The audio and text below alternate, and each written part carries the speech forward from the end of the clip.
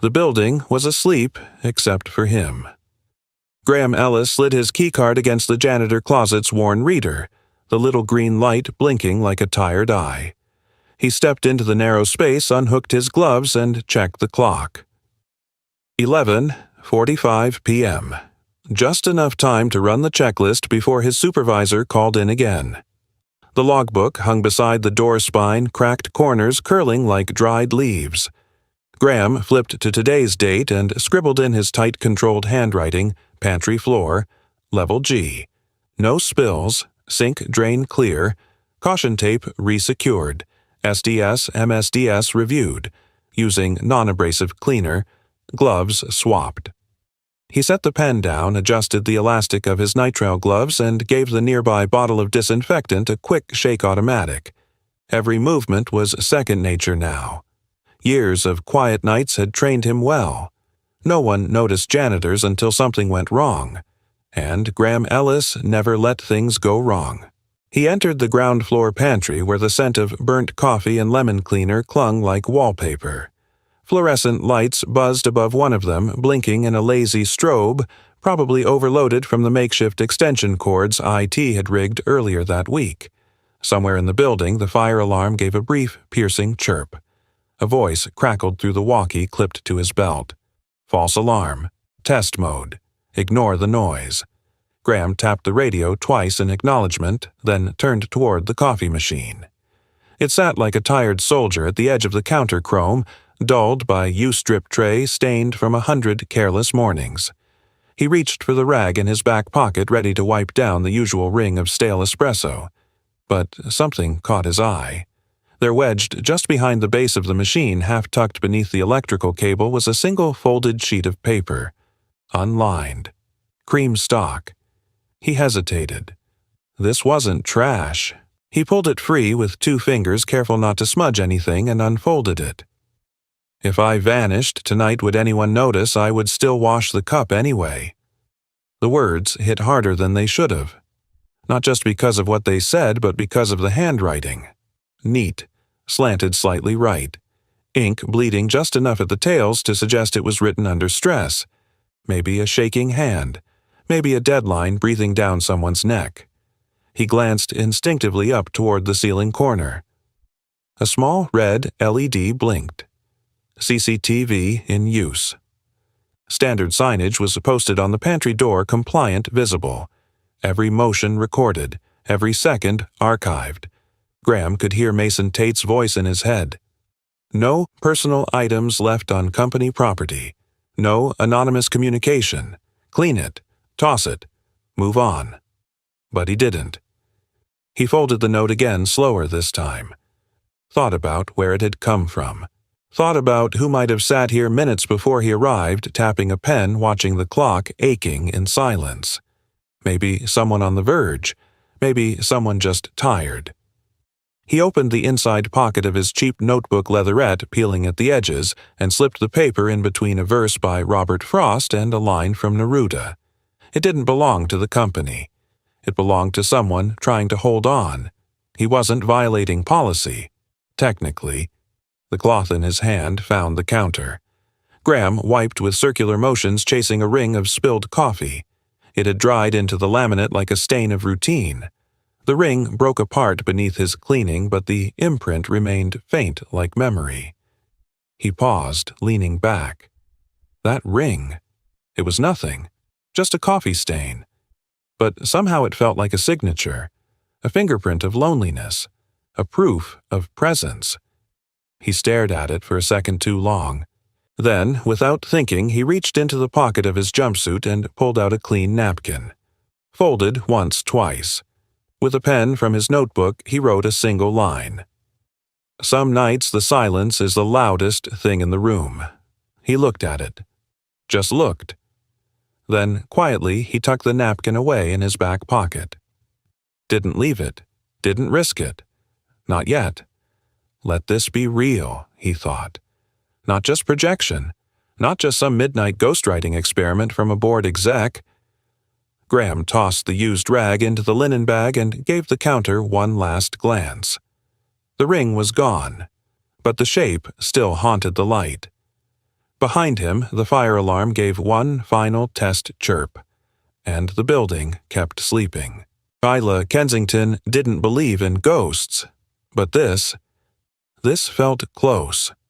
She entered the pantry in silence, the motion sensor lights stuttering awake in jagged bursts overhead. Her heels echoed once on the tile before she slipped them off and padded forward in flats. The sound of her own breath in the small sterile room made her feel more exposed than any boardroom spotlight.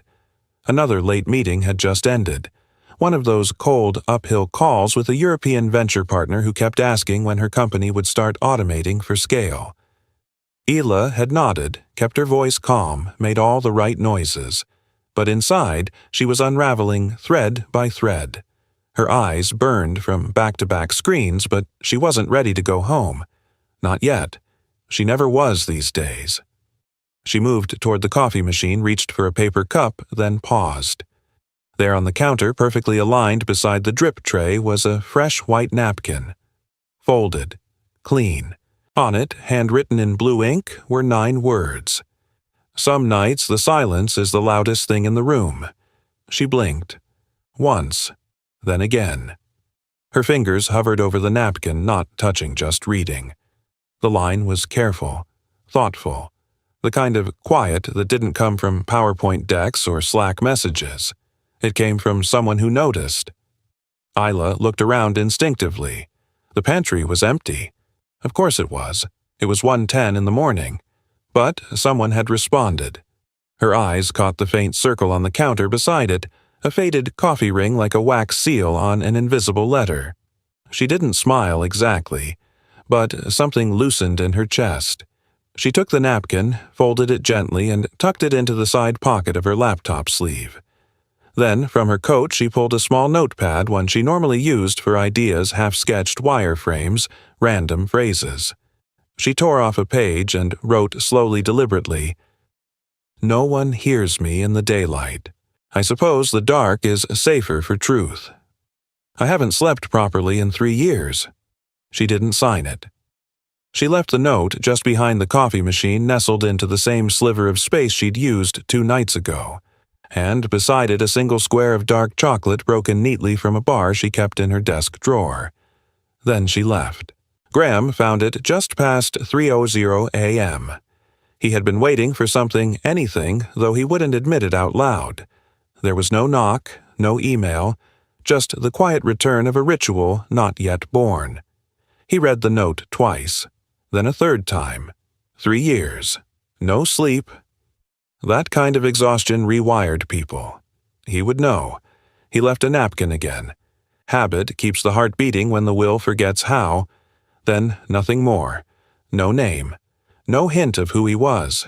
He didn't take the chocolate. That felt too personal.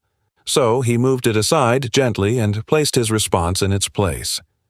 As he wiped the counter, his supervisor passed the doorway. Ellis came the usual gravel voice. "Pantry done." Graham didn't flinch. He angled his body slightly to shield the napkin still visible beside the machine. Almost. Just mopping. Copy that. Footsteps faded. The exchange continued, quiet, steady, careful. Montage over 3 nights, Thursday, Nov 6, 2 hours. A.M. Isla wrote, "Sometimes I wonder if we're just machines with softer shells. All the people above me talk about optimization like it's intimacy." Graham replied, "A hammer can't love a nail, but a hand might choose to hold one gently." Friday, Nov 7, 1:55. A.M. Ela wrote, "I started this company to tell stories. Now all I do is silence them." Graham replied, "I used to teach poetry. Now I mop it off the floors. But the rhythm's still there if I'm quiet enough to hear it." Saturday, Nov 8, 2:15. A.M. Ela wrote, "I'm not sure which is worse, being invisible or being seen too clearly by people who never really look." Graham replied, "I think we're all just trying to be witnessed, even if just by a stranger. They never signed their names, never asked who was on the other end. That was the rule, the unspoken pact. He never asked what floor she came from. She never asked why his handwriting looked like someone who once lectured in front of a whiteboard. It was safer this way, not because they feared the truth, but because it was the first time in a long time the truth didn't have to be explained. On the fourth night, Sunday, November 9th, the pantry was empty. No note, no napkin. Just a single square of dark chocolate placed precisely at the edge of the counter. No wrapping, no words. Graham picked it up, turned it once in his gloved fingers, then placed it in his shirt pocket. Not as a snack, as a thank you. He looked at the faint ring of coffee still visible beneath the machine. Something about it reminded him of Ella's crayon circles, the ones she drew to explain her imaginary planets. Always orbiting, always reaching. He stepped back, wiped his hands on his uniform, and glanced once more at the quiet pantry. Before he left, he folded a new napkin. This one blank. He didn't write anything, just left it there. An invitation. The wind had that crisp November bite, the kind that made your nose sting and your coat feel one layer too thin. Graham Ellis zipped up Ella's jacket to her chin and tugged her knit hat down over her curls, though one stubborn ringlet popped free anyway. "Daddy, I want to run," she said, bouncing on her toes, clutching the red balloon by its string like it was helium-wrapped magic. "You may run," Graham said, "but only where I can see you." Ella shot off with a shriek of joy before he'd finished the sentence. The balloon floated behind her, tugging upward like it wanted to fly solo, but her little fist held firm. Graham exhaled, watching her dart across the grass. It had been a long week. Night shifts, floor waxers breaking down the fluorescent strobing again in the pantry. And those letters. He still didn't know who she was, the stranger behind the ink, but each note left him unsettled in the most peculiar way, like someone had finally tuned the radio dial to his frequency after years of static. He hadn't left a napkin last night, just the chocolate in his pocket. And now, here he was chasing sunlight with his daughter in a Queen's Park, pretending his heart didn't skip a beat every time he walked past a coffee machine. Isla Kensington wasn't supposed to be running today. Sunday was her one unscheduled slot, her try to sleep, fail, then reorganize a closet day. But her mind wouldn't slow. The napkin messages had stopped. She didn't blame him, not really. She'd left too much in that last line, perhaps. Too much of herself. Maybe she'd made it uncomfortable. Maybe it had never meant the same to him. She hated overthinking, hated the way her chest tightened when she replayed the same thought in loops. So she ran, hoodie on, AirPods out. Just the wind and the rhythm of her breath heels pounding the paved path. Her therapist once told her motion calmed the body. Isla wasn't sure if that was science or wishful thinking. She was about to loop back when something bright caught her peripheral vision, floating upward like a flare. A balloon. A red one. It was trailing across the grass, carried by the breeze. A child shouted, chasing after it. The balloon hit a low branch and jerked the string, tangling before the gust let it drop. Isla darted without thinking. She reached out, snatched the string just before it could float up again. She turned and nearly bumped into a small girl with wide brown eyes and flushed cheeks. "Is this yours?" Isla asked, softening her voice without meaning to. The girl nodded, panting. "I almost lost it." "Well," Isla crouched down, "I think it's got a thing for flying. You better hold it extra tight." The girl giggled, gripping the string with renewed purpose. "It's my favorite. It's the color of apples. And fire trucks. And dancing." Ela blinked. "Dancing? Yep," the girl said seriously. "Red is what dancing feels like." A slow smile tugged at Isla's mouth. "That's the best thing I've heard all day." The sound of footsteps approached steady and calm. Ela stood. The man approaching was tall, maybe early 40s, with dark hair beginning to gray at the edges.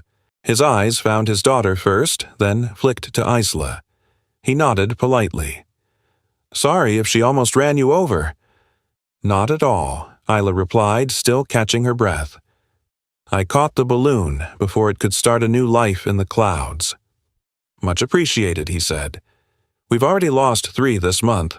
I have a feeling this one's a keeper." He offered a half-smile, subtle and warm. There was something steady about him, grounded. His uniform said janitorial services, but his presence, his eyes felt like someone used to reading between the lines. Ela gave a small wave to the girl. "Hold on tight, Red." "I will," the girl chirped, hugging the balloon close. Ela nodded once more to the man, then stepped back onto the path. She didn't ask names, didn't offer hers, but as she jogged away, something clutched low in her chest. That girl's laugh, the gentleness in the father's voice, the way neither of them had asked for anything from her, not even recognition. And when she glanced back once, just for a second, she saw them walking away. The man's hand rested lightly on the girl's shoulder. The balloon bobbed between them. A tiny, quiet life. A whole universe she couldn't reach. They took the long route back to the car. Ella skipped over a line of dry leaves, the balloon bumping happily in the air beside her. "Daddy." "Yeah, Ladybug." "That lady. The one who gave me the balloon. Was she sad?" Graham slowed, looked down. "Why do you ask?" "She had that look," Ella said simply, "like Miss Leonard after her dog died, but quieter." Graham glanced back at the trail. No one there now. "I don't know," he said softly. "She was nice." "Yeah," he murmured. "She was." They crossed the bridge over the duck pond in silence. Graham didn't know the woman's name, didn't know where she worked, what she feared, or what she dreamed about at 3 a.m. when the world refused to let her sleep. But he knew her handwriting, knew the curve of her vowels, knew the way she folded paper like it mattered, and somehow, he knew she wasn't finished yet. Neither was he. The letter wasn't folded like the others.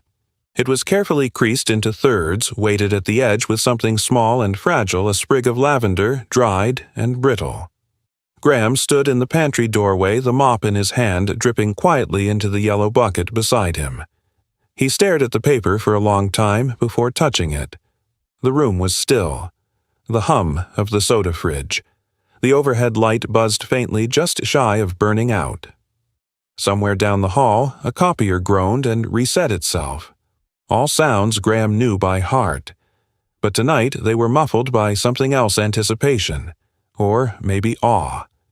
He stepped forward and picked up the letter and lavender together, the scent faint but unmistakable comfort, grief memory.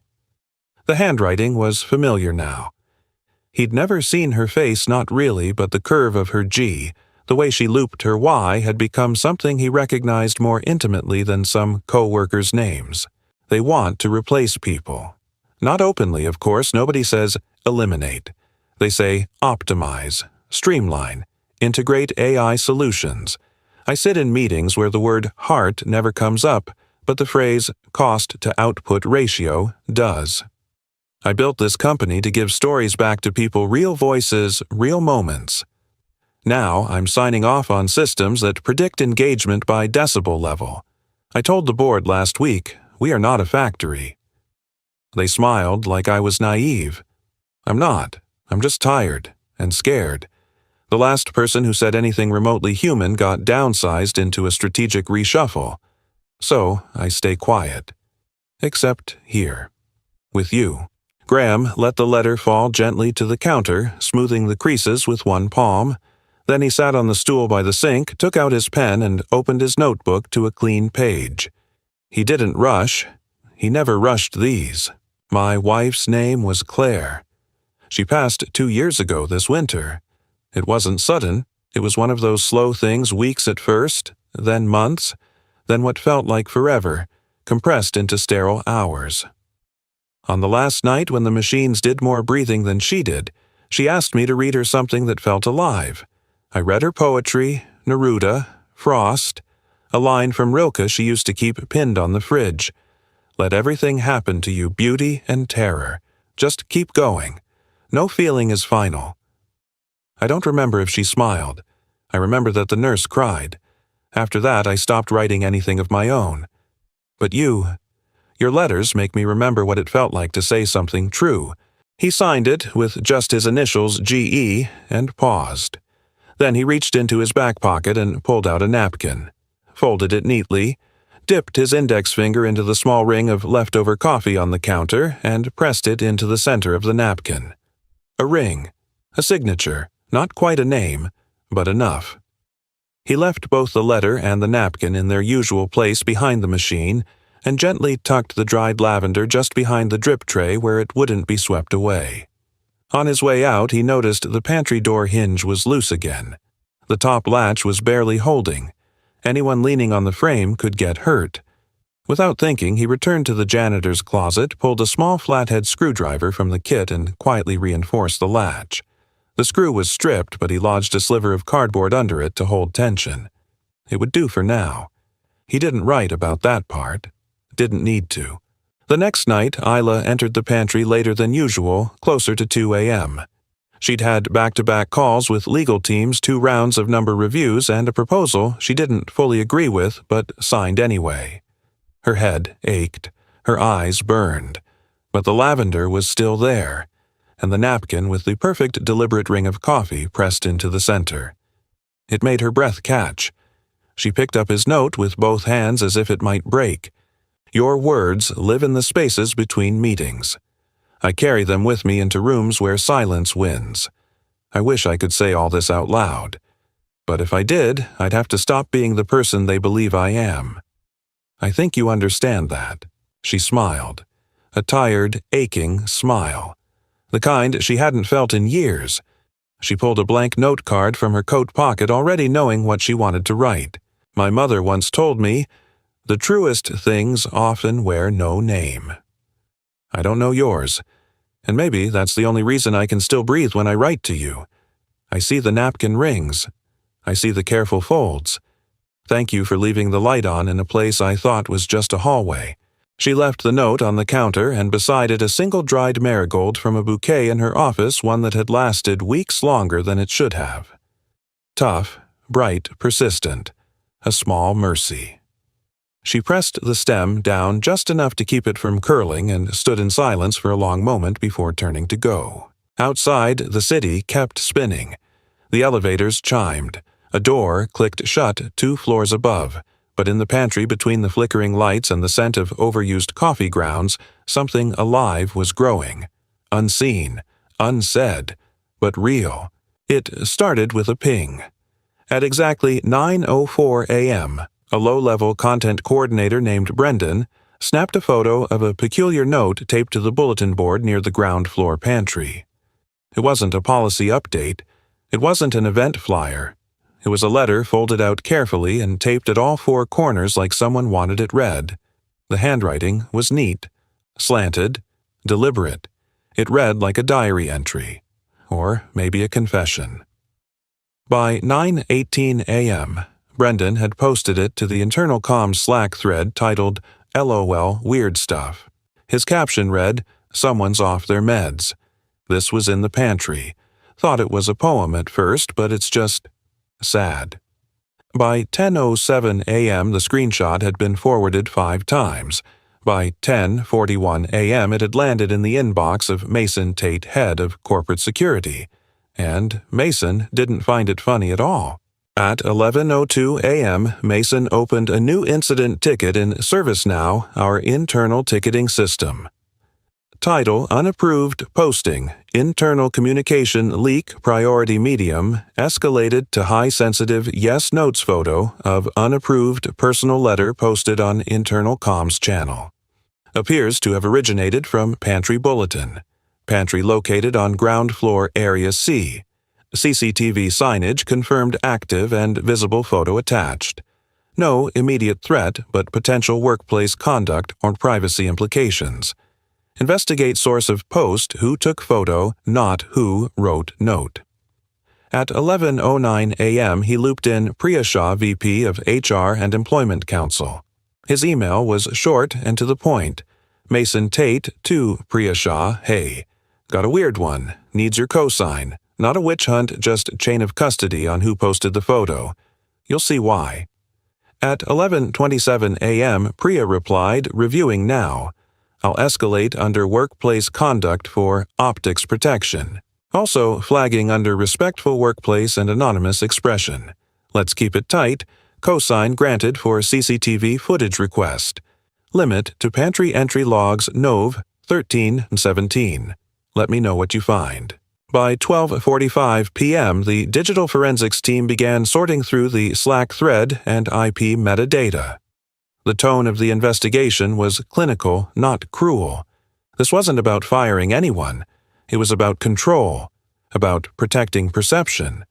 Because while the letter hadn't said anything inflammatory, it had said something human.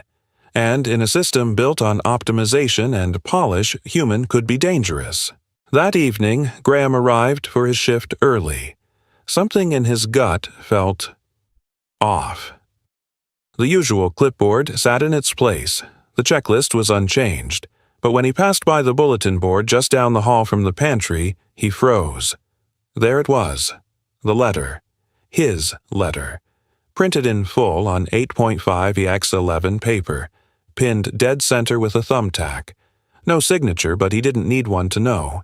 It was the one where he wrote about Claire, about her last night, about poetry and machines and a world too loud for grief.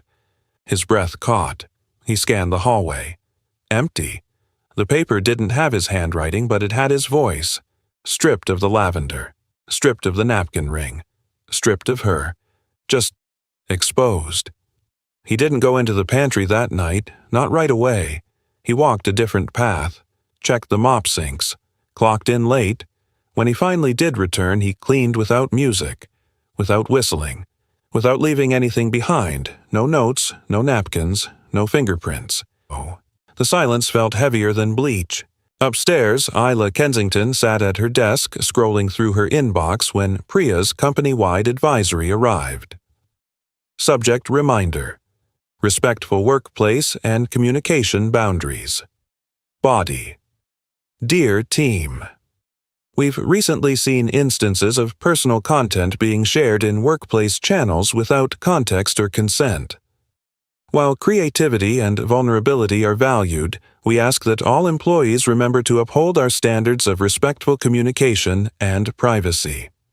Please refrain from posting content personal or observed that could compromise individual dignity or create misinterpretation, even if intentions are light-hearted. Respect, privacy, and psychological safety remain foundational pillars of our culture. If you see something concerning, reach out to HR or your manager directly. Discretion and empathy matter. Warm regards, Priya Shah, VP People and Employment Council. Isla's pulse jumped. She read it 3 times. The timing, the tone, the subtext. Something had happened. Something they had written together was no longer just between them. Her hands went cold. She closed her laptop, stood too fast, and paced toward the window. Her reflection stared back pale and tight-lipped. What if they thought it was her? What if Graham was being questioned? No, that wouldn't happen, would it? She hadn't written anything traceable, hadn't signed her name. They'd been careful, but still. The thought of him reading his own words on a public wall made her stomach twist. This had been sacred, private. And now it was someone's punchline. Somewhere in the building, a camera blinked. A ring of coffee dried quietly behind a machine. And 2 people strangers still sat in opposite corners of the same building, feeling the same burn in their chest. Violation. The report arrived in her inbox at 9:17 p.m., flagged as private HR co-signed. Isla Kensington hovered the cursor over the attachment without opening it right away. She already knew what it was. Mason Tate didn't waste time. Neither did Priya. And when both of them co-signed something, it meant the company had shifted out of observe and monitor and into contain and assess. Isla finally clicked. Incident report summary, pantry entry logs.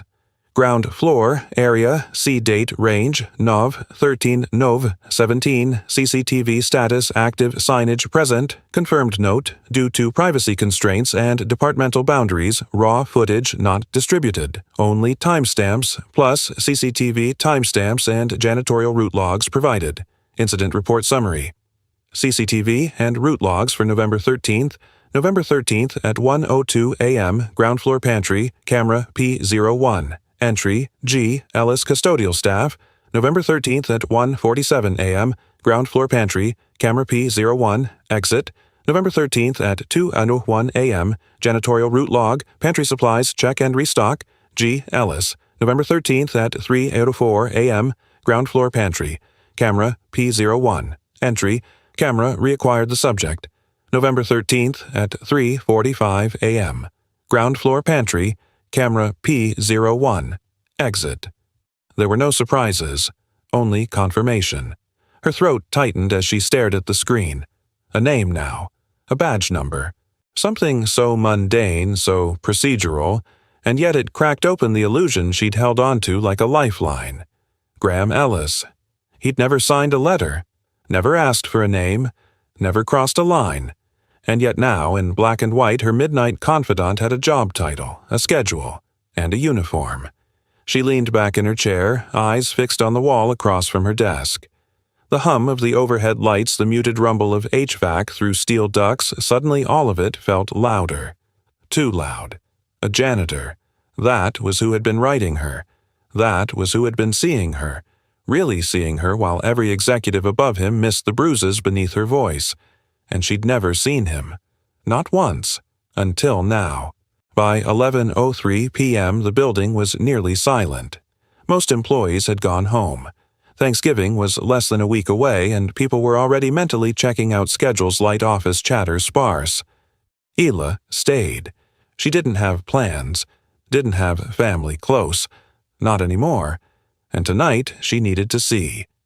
She changed into flats, pulled a neutral cardigan over her dress shirt, and took the stairs instead of the elevator, each flight grounding her a little more, each step closer to the truth she wasn't ready to name. The pantry was dimly lit when she arrived. No motion sensors triggered yet. Just that faint ambient glow from the hallway enough to paint the floor in soft gray lines. Hila stood outside the glass door for a full 30 seconds before pushing it open. He was already there. Graham. He hadn't heard her yet. He stood near the coffee machine, broad shoulders slightly hunched, the sleeves of his janitor shirt rolled halfway up his forearms. He moved quietly, methodically, setting something down beside the machine. A napkin, folded, white. There it was again, that faint ring of coffee pressed into the center like a signature. He wasn't rushing. He wasn't looking around. He was present, like someone performing a ritual. Careful, tender, intentional. She watched him slide the napkin into place behind the machine just beside the drip tray. Then he reached into his back pocket, pulled a small envelope, her last letter, and laid it beside the napkin like one might place a photo in a frame. Her breath caught. It was him, the one she'd written to, the one who had answered. Not a voice in the dark, not a ghost in the walls. A man, a father, a janitor, no one looked twice at except her, and even she hadn't really seen him until now. She didn't step in, didn't speak, didn't dare, because for one suspended moment in time she was allowed to witness something sacred, a man grieving healing offering, in silence. As she turned to go, her elbow brushed the corner of the bulletin board by the door, and another marigold she'd pressed slipped free. It landed softly on the tile. Graham straightened at the sound. Their eyes met. Just a second. Longer than breath. Shorter than explanation. Her heart raced. Graham bent down slowly, picked up the marigold, turned it gently in his fingers. Then without a word he placed it beside the napkin on the counter. He didn't ask why she was there. He didn't ask her name. He simply nodded. Soft, respectful, a boundary held, and she mouthed, dry hands trembling, returned the nod. Then she turned and walked away. She took the stairs back up slower this time. Each step felt like a question. She didn't have answers. Not yet. But she had something else. Certainty. The one person who had understood her truly without conditions was the person no one upstairs ever saw. The man who cleaned their messes, who fixed their locks, who knew how to fold a napkin just so. Back in her office, Hila sat down and opened her drawer. Inside was a blank note card, thick and cream-colored with a gold-trimmed edge. She didn't know what she would write yet. But she knew he would read it, and for the first time in years, that was enough. The silence began, like all dangerous things, slow and reasonable. Isla Kensington hadn't written since the night she saw him, not because she was afraid of him or what he was, but because now the weight of what it looked like had finally caught up to what it felt like. She hadn't meant for her steps to echo in that stairwell, hadn't meant for the building's silence to wrap so tightly around that moment. But ever since that night, she couldn't escape the question, was she crossing a line? There were no rules against empathy, no clause in the handbook that banned poetry, but optics were different, and optics in her world ruled everything. That Sunday, the building felt colder. The holiday decor committee had finally strung up lights in the lobby, white and gold corporate but festive. A massive red balloon sat tethered to the main reception desk, part of a centerpiece for the December fundraiser campaign. Ela passed it without slowing, but the sight of it made her chest ache. Ella's balloon, that little girl's smile, the memory of a park and a man whose words had once stitched her together when she thought she might unravel. Now she said nothing. She walked past the pantry, past the elevator, past the places where her letters once lived. There was nothing on the counter. No napkin, no pressed flower, no quiet note folded under a mug. And there wouldn't be, because she hadn't left one. She hadn't written in 7 days. Graham had. He waited. For 2 nights he waited. The first night he left this. The floor creaks at the same hour every shift. The machines keep humming, but your silence is louder than all of them. The second night, maybe words were the only lights on my floor. Maybe I should have known they'd flicker out. He placed each napkin gently in the usual place, each one untouched the next day. By the third night, he stopped writing. Not out of anger, not even out of hurt, but because some silences were not passive. Some silences were strategies, and Graham Ellis had lived long enough to know the difference. That Monday, Isla received a calendar invite marked Confidential 1-1, HR Advisory Review.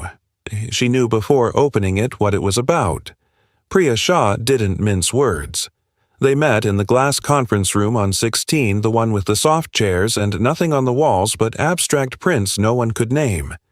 Priya sat with a company-issued laptop, open fingers, steepled. Ela, she began, voice calm but firm. I want to start by emphasizing. This is a courtesy. You haven't violated any policies. You're not under investigation. But I do want to talk about perception. Isla didn't blink. Go on. There's been chatter, Priya said. Not formal, not report-worthy, but internal forums, anonymous ones, have started referencing a connection between you and a non-exempt staff member. She didn't say his name. She didn't have to. Isla sat still, spine straight. The concern, Priya continued, is around appearance of impropriety. You're in a position of influence. He isn't. Even a perceived closeness could raise red flags. What if the perception is wrong? Isla asked quietly. It doesn't have to be right, Priya said gently. It only has to exist. There it was. The system doesn't need the truth, just the shadow of a story.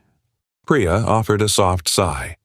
We recommend for the sake of clarity and continuity that you limit non-work interaction with non-exempt employees, at least for the near term. Limit, Isla echoed. Optically, Priya said. You need to protect the institution. And yourself. Ela nodded once. There was nothing else to say. That night, Isla rode the elevator down alone. The building was mostly dark. The janitorial crew would be mid-shift by now. Graham might be there, might not. She didn't check the pantry, didn't walk past the coffee machine. Instead, she paused in the main lobby. The red balloon was still floating tied to the reception desk. No wind, no movement. And yet it tugged. Something in her pulled apart quietly from the inside. She stepped into the elevator and turned to face the closing doors. The reflection in the mirrored steel looked composed, clean, polished, like a woman who belonged at the top, but her eyes told the truth. They shimmered, brimmed, and just before the doors shut, Isla Kensington broke. The first sob came out of nowhere, sharp too loud in the tiny box, then another, and another. She covered her mouth, but it was useless. The sound was raw, because the one person who had seen her without armor, without name, without title, was the one person she was now required to ignore. Not for justice, not for safety, but for optics, for a narrative that could be managed, for silence weaponized. Upstairs, her office was empty. Lights off, desk untouched. But tucked inside the middle drawer under a folder marked Q4 Forecast was a single envelope. Unmarked, still sealed. She didn't open it that night. She wasn't ready. But she placed it gently on her desk and stared at it for a long time. The boardroom smelled like burnt coffee and cold steel. Too many suits, not enough sleep. Isla Kensington stood at the head of the oval table. Her hands loosely clasped, eyes steady, breath controlled on the outside. Inside, her pulse beat in her ears like a warning drum. The room was full General Counsel, PR, Chief Investor, Liaison. 2 board members via video, 1 in person, silent and watchful. Mason Tate sat near the far end, his expression unreadable. And beside him, Priya Shah, as always calm and precise. Not an enemy, but not exactly a friend either. Not today. The chair cleared his throat. We've reviewed the documentation, Isla. This is not a disciplinary meeting, but we are concerned specifically about risk optics and perception management. Isla didn't flinch. She'd built an empire from scratch. She could handle words like risk optics. We understand the incident involving the pantry notes was handled within policy technically. You directed Mason to prioritize that investigation. Yes, Isla replied calmly, because it involved a leak, and because it involved human vulnerability in a corporate channel. That matters. A few heads nodded. Most didn't. One of the virtual board members cut in. We're not questioning your judgment. But when the CEO takes a personal interest in an anonymous letter, then that letter ends up on Slack and rumors circulate that the CEO is romantically entangled with a janitor. He paused for emphasis. We are exposed. The word romantically lingered like an accusation, though no one said love. No one dared. The PR chief leaned forward. We're managing it for now. Nothing confirmed, no media traction. But internally, the whisper network is loud. And fast. Staff have started speculating. Jokes, even memes. You know how quickly respect can erode. Isla nodded once. She didn't interrupt. Let them say it. We're recommending a short administrative leave, Priya said gently. Paid, framed as personal wellness, no wrongdoing, just space until it cools. And there it was, the price of being seen, not punished, not fired, just set aside for the safety of the brand, the comfort of the system, and maybe just maybe for her own protection. Isla took one breath, and then another. I agree, she said, quiet, certain. I'll take the leave, effective immediately. No protest, no speech, no denial. Just a woman who had climbed every rung on the corporate ladder now choosing for once not to defend herself, because she knew what this was really about. Not about a janitor, not about a rumor, but about the danger of being human in a place that rewards only precision. She didn't go home right away. She stayed late past 9 p.m. when the building had thinned out and the elevators moved like ghosts. She packed slowly. A single box. Not dramatic. Laptop. Framed photo of her mother. The desk plant that had somehow stayed alive despite her neglect. One copy of a short story collection she used to keep in her drawer, a reminder of why she started this company in the first place. Then she sat down at her desk, pulled out a thick cream note card and began to write. No typing, no edits, just her hand and a pen. You never asked my name. And that's why I trusted you. They said I was being reckless, that even being seen talking to someone like you was a liability, that my proximity to you might erode their belief in me. But I think it was the opposite. I think knowing you made me more real, more human. I'm not leaving because I'm ashamed. I'm leaving because someone had to choose dignity over optics. And today, it had to be me. I don't know if you'll find this before they wipe everything down. But I needed you to know your words were the only ones that reached me this year. With gratitude. She folded the letter carefully. No flower this time. But she pressed the bottom edge against the ring from her still-warm coffee mug, staining it gently, deliberately a new seal. She slipped it into an envelope unmarked and wrote on the front, "For the one who still sees." She held the sealed envelope in her hand, the faint coffee ring already drying. For a moment, she thought about walking it down to the ground-floor pantry one last trip. But she couldn't. Not tonight. It felt too final, too heavy. Instead, she opened her middle desk drawer, the one with the spare notepads and old forecasts, and slipped the envelope inside underneath a folder. She would leave it tomorrow. Or never. She wasn't sure which. Her reflection in the microwave door looked tired, but honest. She gave a small nod to no one, and left. The hallway lights flickered as the system ran a quick load test. A 5-minute reset notice crackled over the radio. The first thing he noticed was the strange quiet, like the building had stopped breathing. The second thing was the flicker. One of the breaker panels was acting up again. He made a mental note to log it. The third thing was the coffee machine. He was halfway across the room, mop in hand, when the first click sounded. Click. The lights in the hallway cut out. A low, mechanical whine followed. Temporary building blackout. The panel surged. Graham paused, hand still hovering over the note. His radio crackled power hiccup on ground. Reboot in 5. Sit tight. He nodded to no one. By the time the lights returned, he'd been pulled away by a call about a stuck elevator door on 3. He wouldn't make it back to the pantry until the next shift. And by then, the envelope would still be there, waiting. But so much else would change. He was already on site on an on-call vent check when the sub-panel alarm chirped. Not the whole grid, just the main tower. A hiccup in the sub-panel probably caused by the same overworked breaker that had been flickering for weeks. Somewhere the automatic failover clicked to life, a generator kicked on, and the emergency lights began their slow, red pulse.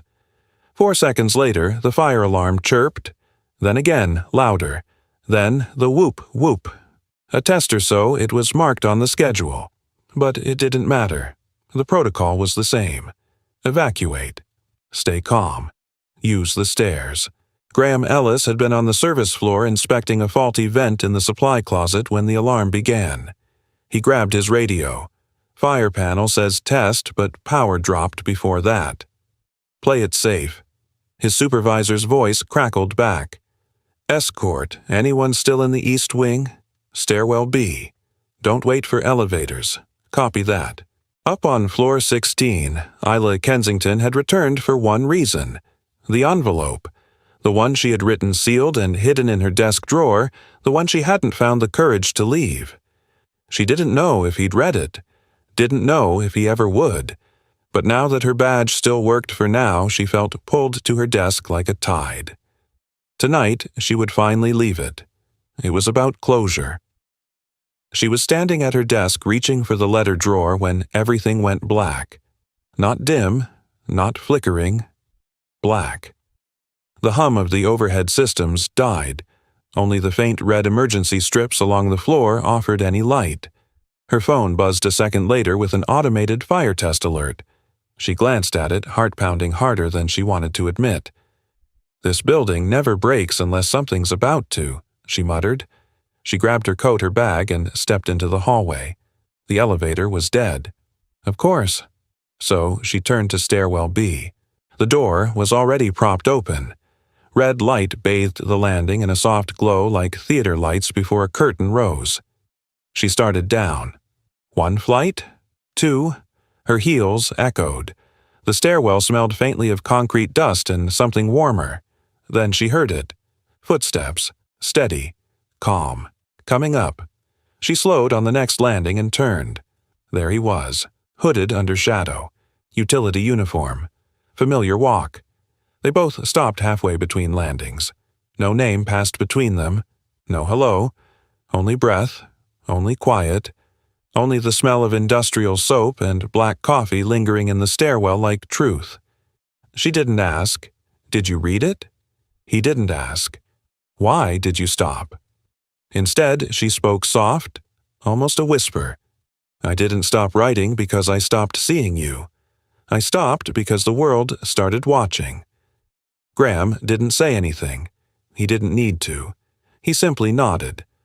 A slow, quiet gesture, heavy with understanding, with grace.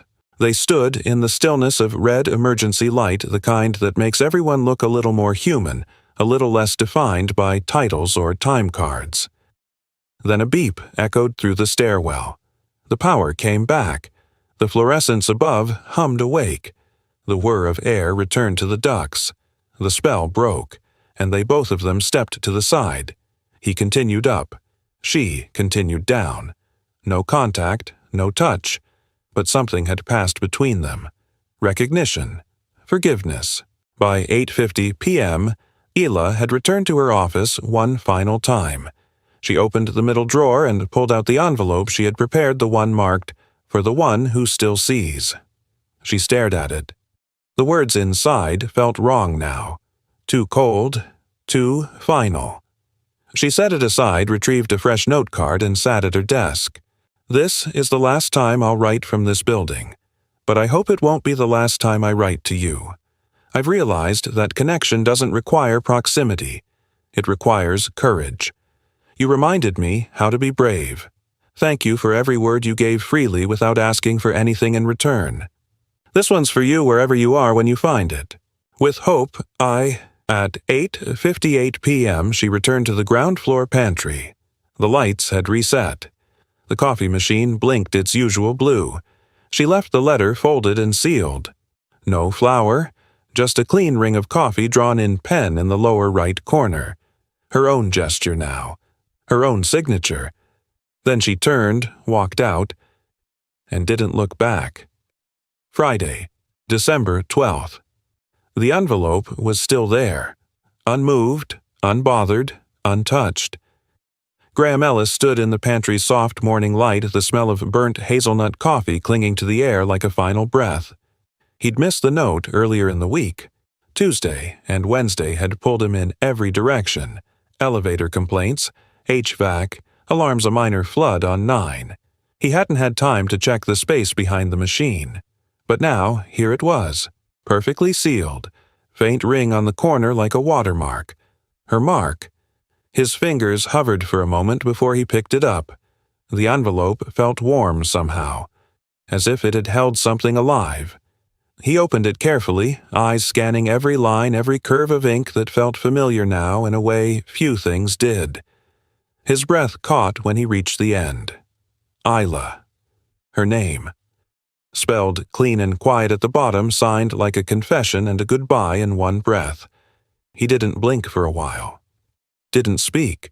He just stood there, letting the silence do what it always did, wrap him in truth without judgment. He folded the note, then crossed the room, pulled his notebook from the supply closet, and opened to the first page. There, still faintly pressed into the binding, was the napkin. The very first one. Some nights the silence is the loudest thing in the room. He didn't smile. Not quite. But he closed the notebook slowly, gently, as if tucking away something sacred. Then he reached for a clear report binder from the janitor's supply stash, something left over from an old maintenance audit. Inside he pressed every napkin, every note, every scribbled reply. In order, including hers, the dried lavender, the chocolate wrapper she once left, the small ring he'd drawn from real coffee, her marigold stem, his Frost quote, all of it, bound by truth, by silence, by the kind of human connection no policy could name. Later that night, Graham sat at the small kitchen table across from Ella. She was coloring a sky full of red balloons. Always red. "Daddy, yeah, bug that lady from the park." Ella said, not looking up. "The one who gave my balloon back. You said she was sad." "I did. Did she disappear?" Graham paused. "No," he said. "She left something behind." Ella set her crayon down, turned to him and said, "Then she didn't disappear. She's just waiting for you to find her again, but in a place with more light." Graham looked at her for a long time, then kissed the top of her head. Monday, December 15th. The library smelled like old paper and lemon oil. The large reading room was quiet-filled mostly with seniors, night shift nurses, and people looking for warmth between commutes. At the front stood Maria Ortiz, the head librarian, a woman with silver-streaked braids and eyes that saw everything. She adjusted her glasses and addressed the room. "Welcome, everyone, to our first session of Writing Club for the Quiet Ones. This is a space for anyone who writes to be heard. No credentials, no critiques, just truth. Tonight we begin with a special guest." From the back, Graham stepped forward. He wasn't dressed in uniform tonight, just a pressed button-down, simple jeans, a little stiff from the dryer but clean. Ella trailed behind him, gripping his hand tightly. She wore a red headband with a small balloon charm dangling from it. They reached the front, and there, sitting in the second row, was Isla. No makeup, no blazer, just a soft sweater and jeans and eyes that had not forgotten. She didn't rise, didn't call attention.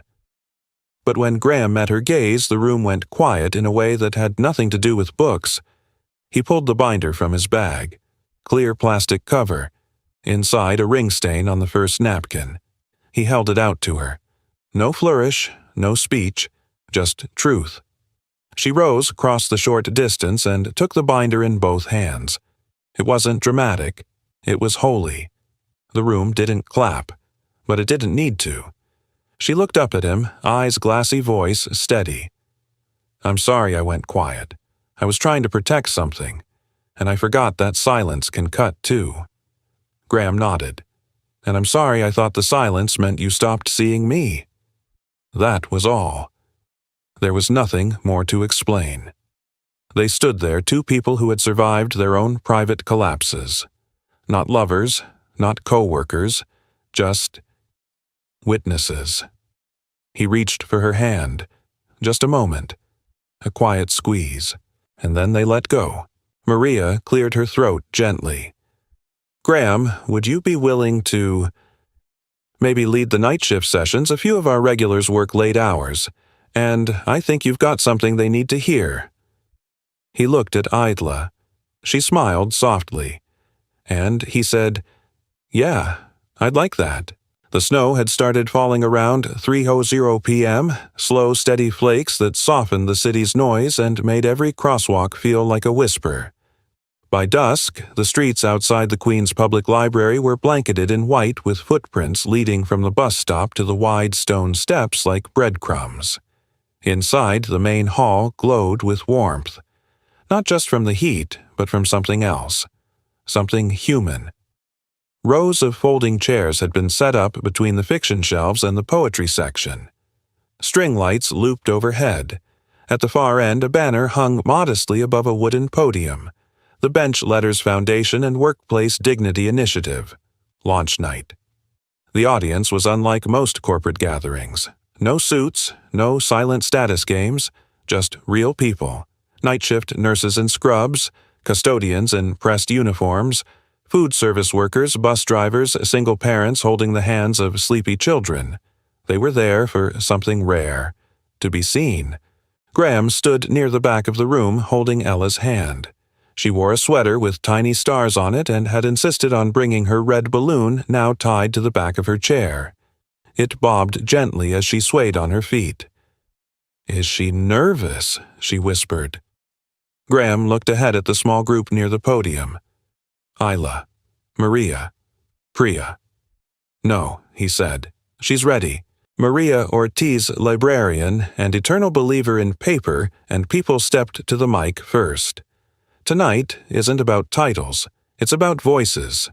For too long, we've been told that healing happens quietly behind closed doors, but we've learned that silence can also be a burden. And sometimes what we need most is a place to speak." She smiled, stepping aside. Priya Shah took her place next. Professional as ever, but there was warmth beneath her tone now. A shift that hadn't been there weeks before. On behalf of the Workplace Dignity Initiative, I'm proud to announce a new standard across partner organizations: upgraded break rooms, anonymous expression boxes in public spaces. Today, 5 partner organizations have signed a Memorandum of Understanding and a $50,000 seed fund to standardize these supports across their sites. Boundary training not just for liability, but for respect. Because healing isn't soft, it's structured and overdue. The room nodded. There was no applause yet. Everyone was waiting for one person. Isla Kensington stepped forward. No heels tonight. No title behind her name. Just Isla. She adjusted the mic slightly. "I didn't come here as a CEO," she began. "I came here as someone who stopped talking for too long. And I'm standing here tonight because someone who wasn't supposed to matter reminded me how much words can carry." She held up a small journal, blank pages, soft cover, the kind you might find at a pharmacy or tucked in the seat pocket of a bus. The Bench Letters Foundation is simple.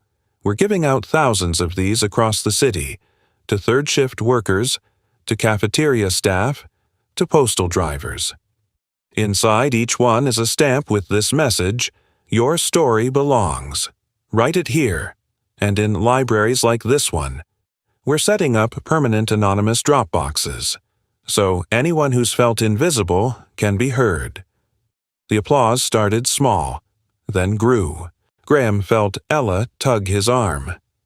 "Can I go now?" he smiled. "You're up." She skipped to the front red balloon bouncing behind her. She took the mic with both hands, standing on tiptoe. "My name's Ella. I'm 7. And this is what I wrote in my notebook." She unfolded a small page with purple crayon. "A coffee ring is like a sun for people who work at night. It says I was here. I stayed awake. I mattered." The room went still. Then it erupted. Applause, not polite, real. Maria hugged Ella as the crowd rose. Isla wiped a tear. Priya clapped the hardest. Graham watched from the back hand on his heart. After the formal announcements, people mingled. Workers signed up for journal kits. Volunteers formed reading circles. A security guard shared his first poem aloud. A cafeteria cook offered to help distribute notebooks during night shift. At the back table, Isla sat down on one of the wooden benches. Graham joined her, setting a single wrapped package between them. She opened it. Inside, one black binder wrapped in brown paper. Inside the binder, every letter, every napkin, every note, pressed and preserved. She traced her finger over the first coffee ring, smiled, and then she noticed the corner. Small, almost hidden. 2 letters written in pen. G.E. She looked up. He didn't say anything. She didn't need him to. She reached for his hand again. No performance, no crowd watching. Just 2 people who'd survived something quietly and built something even quieter. A bridge, a bench, a light in the dark. Outside, the snow kept falling. Through the tall library windows, the night glowed warm. And on the corner of the community board beneath a sign marked, "Your story starts here," someone had left a page. Just one, with a coffee ring in the center, and a line scrawled beneath it. We wrote in silence. But we were never alone. Sometimes the most powerful stories aren't written in boardrooms or bestsellers, they're written quietly in coffee rings on napkins in places no one thought to look. Maybe you've met someone like that, someone who reminded you that kindness can live even in silence. Or maybe you've been that person for someone else.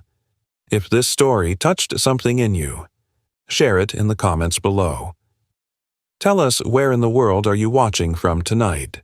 We love seeing how far our stories travel and how words can connect hearts across oceans, shifts, and time zones. And if you believe the world needs more stories like this, more hope, more empathy, more light, hit subscribe so you'll never miss the next story waiting to find you. Thank you for being here, for listening, for feeling. Until next time, remember sometimes the smallest act of understanding can become someone else's reason to keep going.